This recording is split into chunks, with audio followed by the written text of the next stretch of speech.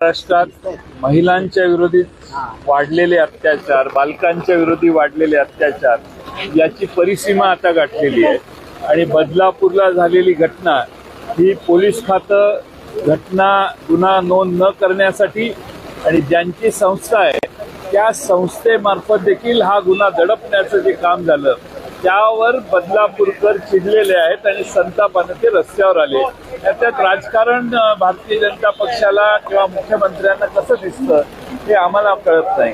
पण महाराष्ट्रामध्ये आता आम्ही या सरकारच्या गृह खात्याने जे गृह खात्याचं अपयश आहे, महाराष्ट्रामध्ये बालकांच्या विरोधी गुन्हे जे वाढलेले आहेत ते 8,014 साली होते ते आता 22,000 पर्यंत गेलेले आहेत 10 वर्षात।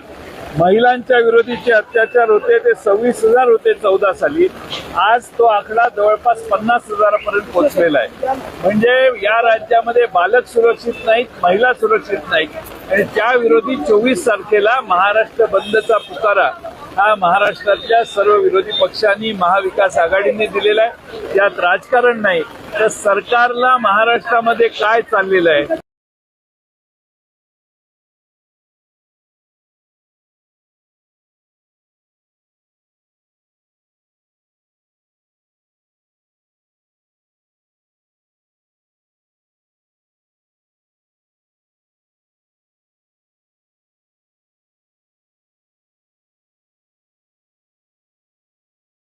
जर बघितलं असेल तर सातत्याने निशान किया गया। जे गृह खात्याचं अपयश आहे, बंदचा पुकारा हा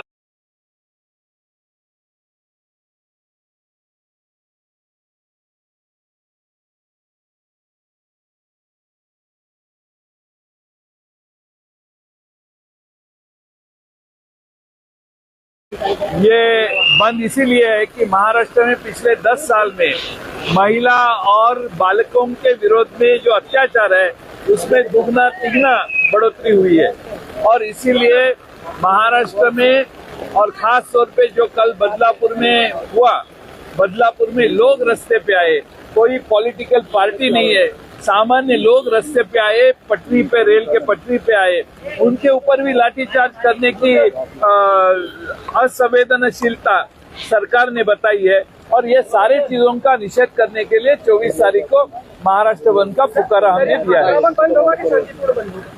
शांतिपूर्ण बंद होगा।